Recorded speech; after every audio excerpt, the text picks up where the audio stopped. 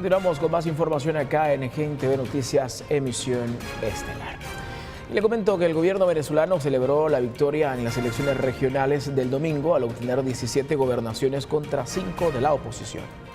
A las 10 de la noche, la presidenta del Consejo Nacional Electoral, Tibisay Lucena, dio a conocer los primeros resultados de los comicios.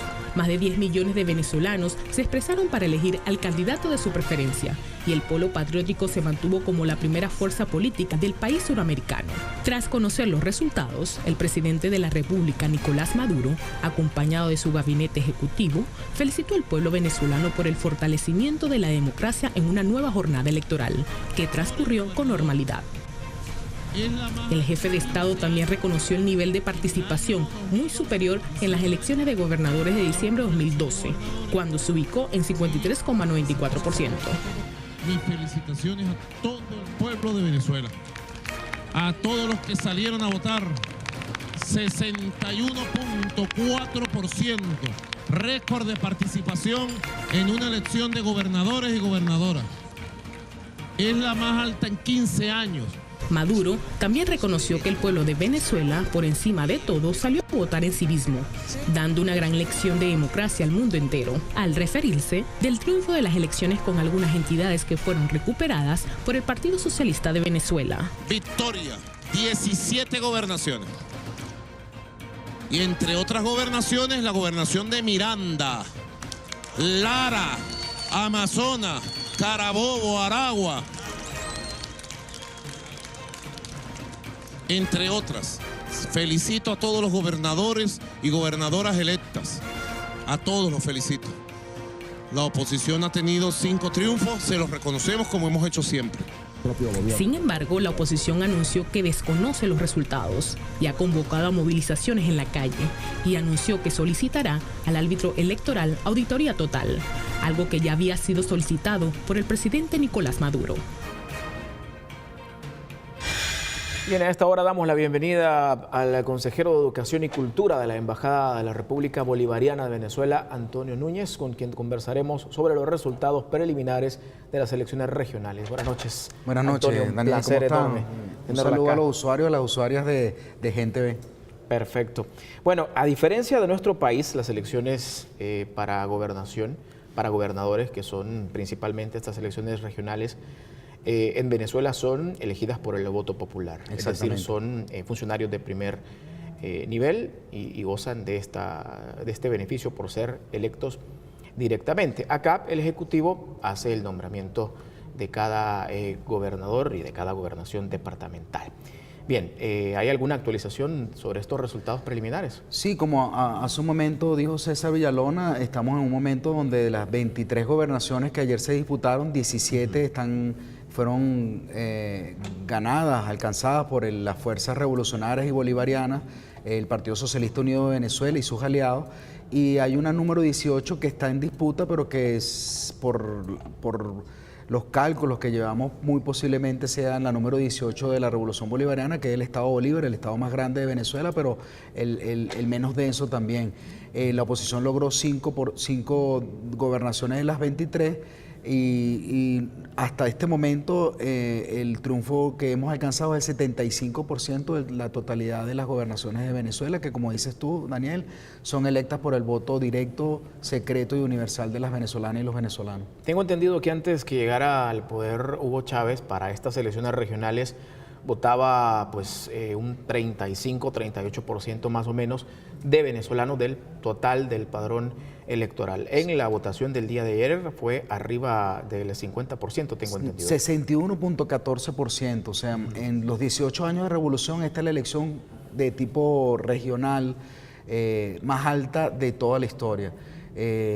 Yo creo que eso es ayer hubo varios triunfos. Un triunfo fue el triunfo, en primer lugar, del pueblo venezolano, como dijo en su momento el compañero César Villalona, al salir a la calle a defender la revolución bolivariana por medio del voto, con ese 61%. También defender la paz que se alcanzó con la Asamblea Nacional Constituyente, y también el triunfo como ya comentamos, de la Revolución Bolivariana, el Partido Socialista Unido de Venezuela y sus aliados de alcanzar ese 75% de las gobernaciones, pero sobre todo el pueblo en la calle, el pueblo en la calle que salió a manifestar y a defender los logros de los últimos 18 años de revolución. Muy bien, hay un dato bastante peculiar y es que en los medios de comunicación nacionales e internacionales no se conoció mucho acerca de esta elección y mucho menos se ha conocido acerca de los resultados. Sí, ya el presidente constitucional de Venezuela, Nicolás Maduro Moros, había denunciado una campaña férrea. Bueno, eso es otro triunfo, ¿no? Que hemos demostrado nuestro talante democrático cuando hay una campaña férrea mundial contra Venezuela diciendo que es dictadura. Y solamente en este año hemos realizado 2 elecciones nacionales. Primero la de la Asamblea Nacional Constituyente, pasado 30 de julio, donde 8.095.000 venezolanos escogieron a los constituyentistas que conforman en este momento la Asamblea Nacional Constituyente. Y ayer, 15 de octubre, es esta otra elección. Y eso es fundamental porque se demuestra también, como hemos dicho, la participación de las venezolanas y los venezolanos. Y esto se da, como tú señalas, Daniel, ante una campaña primero de invisibilización del proceso. ¿Por qué? Porque ante esta campaña de dictadura, que se hagan unas elecciones universales, secretas, tumba definitivamente el argumento de las transnacionales de la información y la comunicación de que en Venezuela hay una dictadura. ¿Cómo va a haber una dictadura si se convoca un padrón electoral, de 18.095.000 personas y votan de ese padrón electoral el 61.14% y de esa totalidad el 54% escogió a los gobernadores y consejos legislativos propuestos por el Partido Socialista Unido de Venezuela y por la Revolución Bolivariana? O sea, es un logro haber superado esta barrera de la invisibilización, no solamente de los medios de derecha venezolanos, sino de los medios de la derecha en toda nuestra América y las grandes transnacionales de la comunicación y la información, que mantuvieron una campaña de invisibilización de las elecciones, pero también una campaña de desinformación y distorsión de lo que está pasando en Venezuela. Muy bien, y precisamente respecto a eso, por eso que conocemos en los medios de comunicación, hay una comunidad de venezolanos residentes en nuestro país. ¿Qué mensaje le envía? Bueno, el mensaje que le damos a las venezolanas y a los venezolanos que viven en El Salvador, pero que también viven en varias partes del mundo, es que se den cuenta que en Venezuela el pueblo venezolano sigue eligiendo el camino de la democracia, porque el otro triunfo es la democracia bolivariana, y que en este camino estamos llamados al diálogo, a la concertación, al encuentro. Una de las cuestiones más importantes que pasó ayer también fue que el presidente de la República, Nicolás Maduro Moros, en su locución en las horas de la noche, convocó a los 5 gobernadores de la oposición que ganaron en algunos estados, en esos 5 estados, a sentarse en la mesa de diálogo.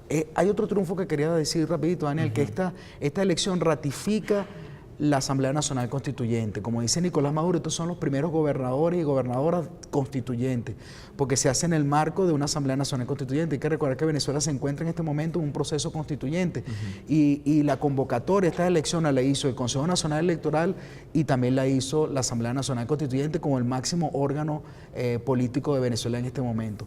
Y lo otro, que hemos ganado gobernaciones importantísimas, como el estado Miranda, que estuvo dominado por mucho tiempo por la derecha venezolana, e incluso por el eterno candidato perdedor Enrique Capriles Radonqui, que es que supuestamente dominaba en ese estado, o el estado Lara, que también estaba un dirigente de la oposición y ganó la almiranta Carmen Meléndez, que fue ministra hasta hace poco, y son unos triunfos significativos los que ha logrado la Revolución Bolivariana el día de ayer. Muy bien, Antonio. Gracias por habernos acompañado y habernos informado sobre este proceso electoral democrático en la República Bolivariana de Venezuela. Bien, en más información, el Papa Francisco reclamó ante la FAO una mayor responsabilidad a todos los niveles para combatir el hambre y la miseria, y dijo que está en juego la credibilidad de todo el sistema internacional. El Papa ha visitado la sede de la FAO en Roma para celebrar el Día Mundial de la Alimentación, que este año propone con su lema invertir en seguridad alimentaria y desarrollo rural para cambiar el futuro de la migración. Francisco ha afrontado la cuestión con gestos y con palabras. Con gestos porque ha regalado esta escultura del cadáver del pequeño Aylan Kurdi, el niño refugiado que murió ahogado en la travesía desde Turquía a Europa.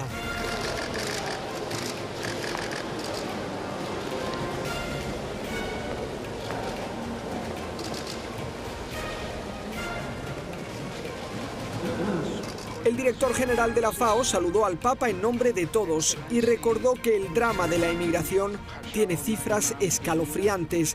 Casi 300 millones de personas. La mayoría proceden de zonas afectadas por guerras, cambio climático y falta de oportunidades de trabajo. Para ellos, la única esperanza de una vida mejor es emigrar. También en su discurso, el Papa recordó que la principal causa de la emigración es el hambre, provocada por guerras o por el cambio climático. Por eso pide que se afronten estas dos cuestiones.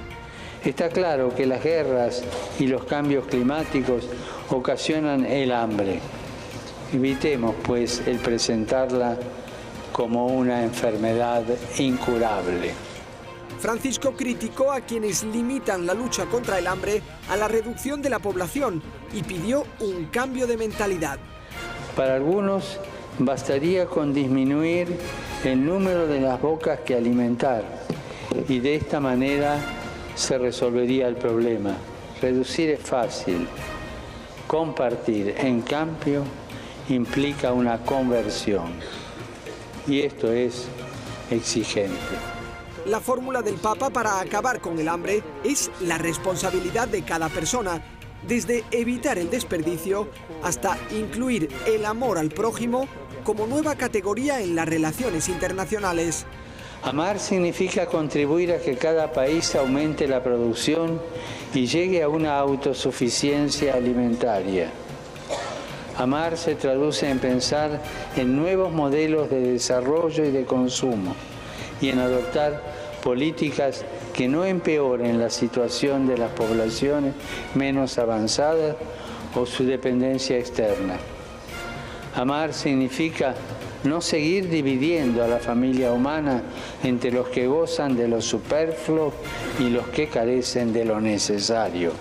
El Papa Francisco elogió los buenos resultados de la actividad diplomática.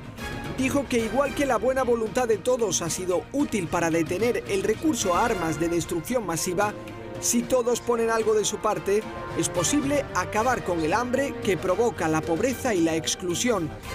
Y es que, como recordó, el hambre es capaz de superar cualquier barrera física, económica, legislativa o ideológica. Francisco suele pedir que se pongan nombre y apellidos a las tragedias. En 2016 ha vuelto a aumentar el hambre en el mundo. Hay un total de 815 millones de hombres, mujeres y niños que pasan hambre, 11 de cada 100 habitantes del planeta. Y los salvadoreños retornados enfrentan grandes retos, principalmente cuando se trata de la seguridad alimentaria y el desarrollo rural. Bajo ese enfoque, el gobierno y las Naciones Unidas realizaron un foro académico en El Salvador. El foro se celebró en el marco del Día Mundial de la Alimentación, con el objetivo de generar espacios de discusión en cuanto al tema migratorio. Enfrentar esta situación requiere enorme voluntad política, voluntad del gobierno, voluntad de la sociedad y muy especialmente también voluntad de aquellos que pueden crear más y mejores empleos. El abordaje de la migración desde la perspectiva de seguridad alimentaria y desarrollo rural es un enfoque prioritario. Por eso no es raro que existan programas gubernamentales en esa ruta. Lo primero que hay que decir es que desafortunadamente la agricultura en nuestro país, que es la base para la seguridad alimentaria, fue abandonada. Fue abandonada y incluso yo recuerdo una anécdota de un ministro que le decía a unos agricultores en Chalate que fueran aprendiendo a hacer ojales y a pegar botones porque el futuro de la agricultura no estaba en el radar de nuestro país. En los últimos 3 años, nuestro país ha invertido 194 millones de dólares orientados a crear condiciones de erradicación del hambre y de asegurar aquellas formas de producción que permitan no solo obtener volúmenes adecuados en las diferentes actividades de la rama agropecuaria, sino que también los niveles adecuados de manejo de tecnología, de suelo. La idea es implementar planes que faciliten la inserción de los retornados, con mecanismos que vinculen actividades agrícolas para la generación de oportunidades. Y no se puede tampoco esperar entonces cambiar ese contexto de abandono de la agricultura de la noche a la mañana. Es cierto que estamos haciendo esfuerzos conjuntamente con la cooperación internacional, con las universidades, y yo agradezco mucho a la UCA por generar este espacio, pero también es cierto que requiere un esfuerzo sistemático que, como todo proceso, va a llevar su tiempo. Nuestra región es uno de los corredores migratorios más importantes del mundo. De los 30 millones de latinoamericanos y caribeños que viven fuera de su país de nacimiento, 20 millones radican en Estados Unidos y 15 millones tienen sus raíces en Mesoamérica. Casi 6 millones de ellos son jóvenes entre 15 y 29 años y la mitad son mujeres. Entre los compromisos con los Objetivos de Desarrollo Sostenible se encuentra el alcanzar la meta del hambre cero en el año 2030. Y las personas que se dedican a la producción agrícola en El Salvador se sumaron a la conmemoración mundial del Día de la Alimentación y aprovecharon el contexto para exigir a los parlamentarios aprobar la Ley de Soberanía Alimentaria que presentaron en el 2006. La gremial de federaciones y de cooperativas productoras salvadoreñas sostuvo que a nivel mundial hay al menos 800 millones de personas que sufren hambre, a pesar de que la producción de alimentos duplica la necesidad del consumo humano. Los miembros de Confras detallaron que solo en El Salvador hay más de 500,000 personas que padecen hambre, pues viven en condiciones de pobreza extrema. En el marco del Día Mundial de la Alimentación, llamaron a los diputados a que voten por la Ley de Soberanía Alimentaria para garantizar el derecho a la alimentación, a la producción de alimentos, a la tenencia de las tierras, especialmente para las mujeres, y que además de erradicar el uso de agrotóxicos y transgénicos, permita la asociatividad en la producción y comercialización de los productos. Que se apruebe este marco especial de la Ley de Soberanía Alimentaria, que hace 11 años que la venimos demandando que se apruebe. Sin embargo, los diputados de Arena, los diputados de Gana, del PCN, se han opuesto totalmente a que esta ley entonces no se apruebe, porque ellos están ahora defendiendo los intereses corporativos, los intereses ahora de las grandes importadoras de los agrotóxicos en nuestro país. Creemos que ellos están pensando en la mercancía y no en la alimentación. Los productores agropecuarios también piden que se apruebe la Ley General de Aguas y que no se privatice el acceso al recurso hídrico. Además, exigieron la reforma al artículo 69 de la Constitución para declarar el acceso al agua y a la alimentación como derechos fundamentales. Porque sin el agua nosotros no podemos producir y tampoco podemos vivir. Aquí no hay nadie en el mundo que pueda ahora sobrevivir sin agua. Por lo tanto, entonces nosotros creemos que nuestro país no puede estar retrasado en el marco constitucional, donde debe de reconocerse en estos momentos, tal como lo ha señalado también las Naciones Unidas, que el agua y la alimentación tienen que ser un derecho humano fundamental de cada uno de nosotros. Y por eso este 16 de octubre, estar conmemorando el Día de la Alimentación, creemos que es un día importantísimo para hacer el llamado, y específicamente a los diputados de derecha, que dejen de estar pensando en mercancía y que piensen entonces en la población salvadoreña. Nosotras nos unimos al esfuerzo que hacen la Confederación y las mujeres en sí también, porque hay varias organizaciones que están apoyando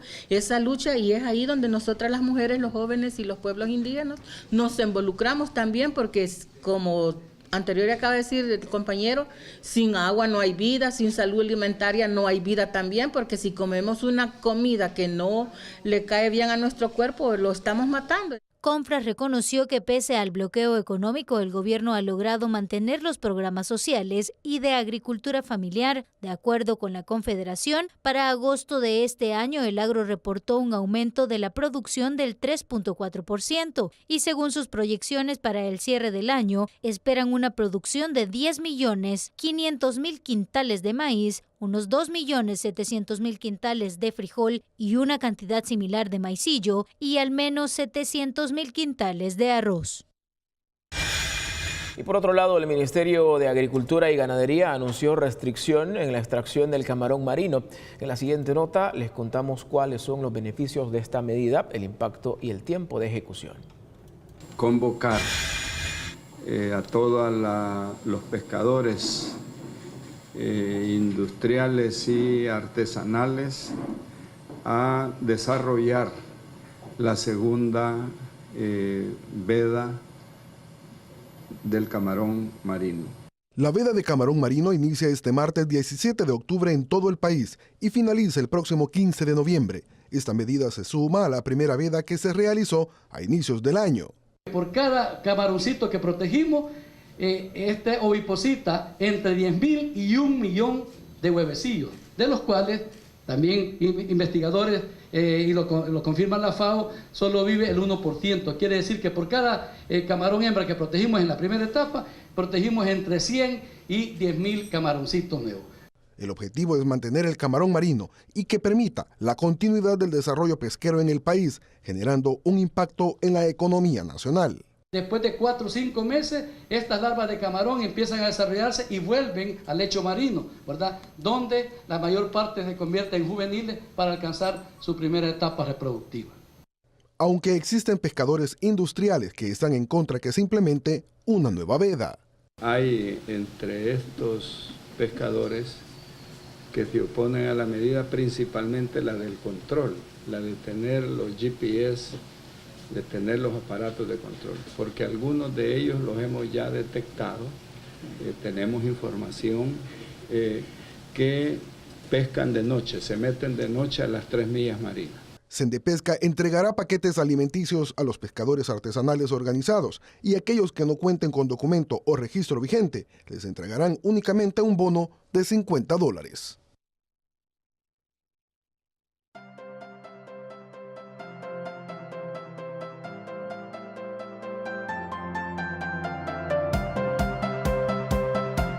Miren, mucha atención porque las condiciones en cuanto al tiempo van cambiando drásticamente, pues hay pocas probabilidades de lluvia sobre el territorio nacional y se esperan días soleados, con cielos medio nublados y vientos con velocidades arriba de los 10 kilómetros por hora.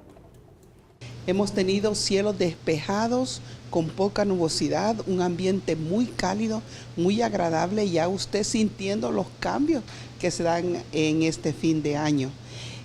Solamente en la zona oriental pues se tienen algunas lluvias y tormentas de forma aislada que también para la madrugada de mañana podrían darse en la parte suroriental o costera de la misma, pero como les repito, aisladas y de baja intensidad. ¿A qué se debe este cambio? A que ya tenemos el ingreso de vientos noreste sobre la región y sobre nuestro territorio y esto pues da la sensación de que ya vamos para el cambio de época, de la época lluvia a la época seca.